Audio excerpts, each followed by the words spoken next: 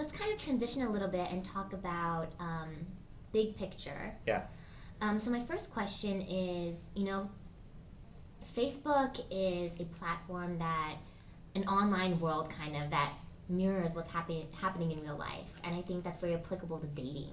And Yeah. so to what extent are interactions on the website very similar to offline interactions, and to what extent are they not?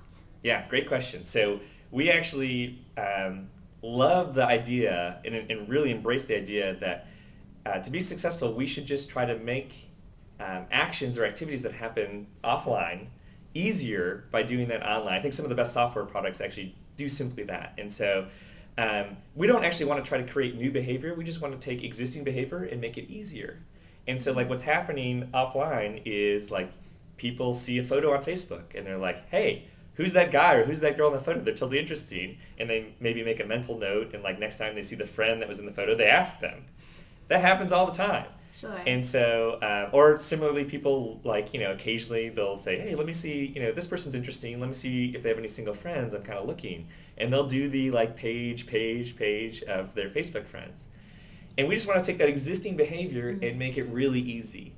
And so, in fact, that's kind of a filter for us. It's like, hey, the stuff we're building, is this stuff people would do normally offline, and can we make it easier? And so there's actually not much different on Frintro. We don't have any features I can think of that represent anything you wouldn't do offline. It's browse your pictures, it's ask a friend, it's make an introduction. Maybe I'll offer one more example. Like, if a friend asks me about, let's say my friend Joe asked me about my other friend Rachel. He's like, hey, what's the story? I'm really interested. Would you make an introduction? Typically what happened in the offline world is I would then ask Rachel, like, hey, my friend Joe, who's great, by the way, is asking about you. Are you open for an introduction? And so, like, even our workflow facilitates that. We call that the check with Rachel button.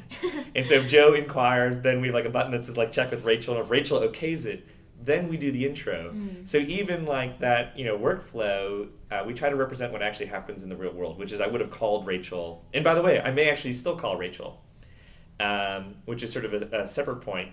We're not set out to facilitate all interactions on the site. Like, if you just use our service to like find girls and then like, oh, I'm going to see my buddy at a party, I'll ask her. Great.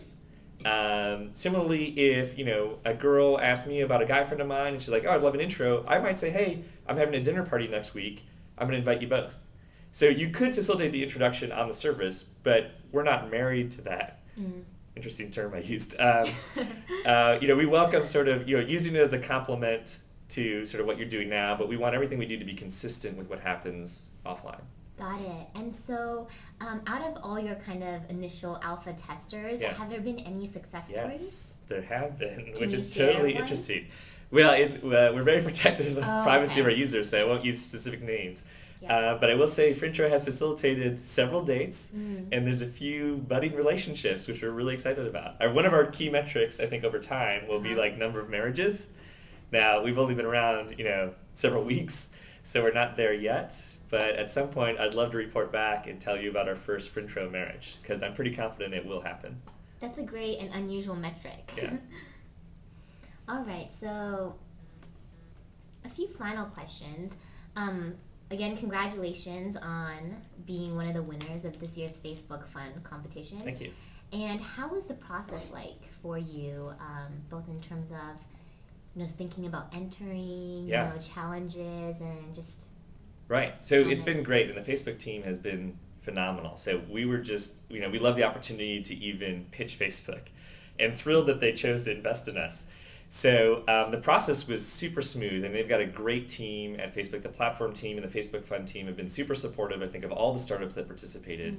It was a very smooth process, a very simple application on the Facebook website to submit your startup to Facebook Fund. They had a very thorough review process, and one of the great things I know is they had a great group of advisors that would chime in and actually give Facebook feedback, sort of outside advisors, not Facebook employees, that said, hey, I think this is a viable business, and these are successful entrepreneurs and successful investors. So there was tons of great feedback, I know, going into the program.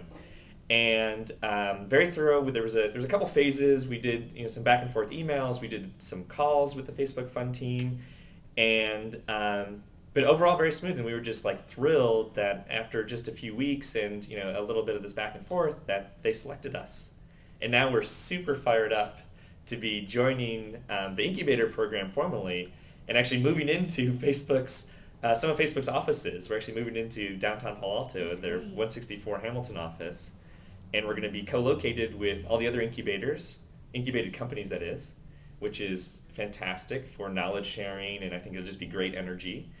And the other great thing about the program, which I love, is we're going to be very close, of course, to the Facebook team itself. So they're setting up a great curriculum of speakers, speakers from both inside Facebook and outside of Facebook. I'm sure, like all the startups, will have questions and challenges sometimes with like, hey, what's the best way to go about doing this with the Facebook API? And like the best people in the world will be there to help answer those. So I think it'll be really productive, not just for us, but for the other companies. And I think it's going to be very exciting to be hanging out with all those other like great startups, because there's some great startups that are part of the fund. Mm-hmm. And I'm super excited just to spend time with them and, sort of help each other. It's going to be great. Right, and so in terms of hanging out with all your fellow recipients, was there a particular idea that was more compelling to you, or that kind of sticks out that you're really excited about out of all the other winners? Oh, I mean, they were all awesome. And the fun thing is about the Facebook Fund is they like spread the gambit. I mean, there's some great startups focusing on like, hey, what can you do for your church? And there's some, we're I think the only dating one. I'm pretty sure we're the only dating one. There's some great. It just spans, super diverse group, but we all share sort of this common bond, which is we're all trying to sort of expand and grow the Facebook ecosystem and do cool things with Facebook. So. No one in particular jumps out, but I just love the vibe and the excitement around everyone using Facebook to help each other.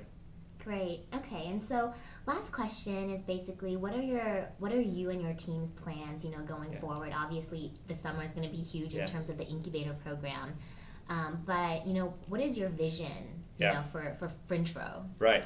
So we've got some answer in a couple ways. Okay. We've got some very tactical things we need to do. So. For example, like when we originally started off, we weren't sure this was going to be a successful business, and now we're a lot more optimistic. We've got, based on our friends' feedback and our users, and so we've got to do some refactoring. So the engineers out there will appreciate this. We've got to tactically just probably spend some time making sure the site is scalable. So for the first part of the summer, we're going to do that, and then we're going to focus on acquiring more users. So we've been working out the mechanics of sort of what the right interfaces are and what the right level of engagement is and how people want to use this service. And I think we've worked out a lot of the big questions. Still plenty of work to do, but now we want to start growing that and expanding it beyond sort of our alpha users. So we'll spend a lot of time on acquisition. Beyond, those are some of the tactical things we'll do in the short term. Beyond that, we think there's tons of great things, tons of opportunity in dating to innovate on. And we're not sure exactly how we'll sequence our investments. But for example, I get asked a ton about mobile. And I do think mobile and dating is totally an interesting space. I mean, especially with Facebook Mobile Connect becoming available and iPhone 3.0 and background applications. There's tons of interesting stuff you could do there. So that's not on our short-term roadmap, but I certainly can't ignore that long-term. And there's other there's other opportunities for dating and innovation. So for example, people have asked us, hey, what would be your role with regard to Twitter? Is there a role for Frintro to be involved more with Twitter? I think there is. It probably would require a different approach than what we're doing with Facebook. But again, that's a very interesting space for us to explore, and I think there's plenty of room for innovation in dating. So we'll look at other platforms, we'll look at other ecosystems over time, but in the short term, we want to focus on really making the Facebook experience great, making sure our site can scale. So we're super excited. Thank you so much for your time, Brian. Sure. And we really look forward to watching you and your team grow. Thank you. And best of luck. Thank you so much.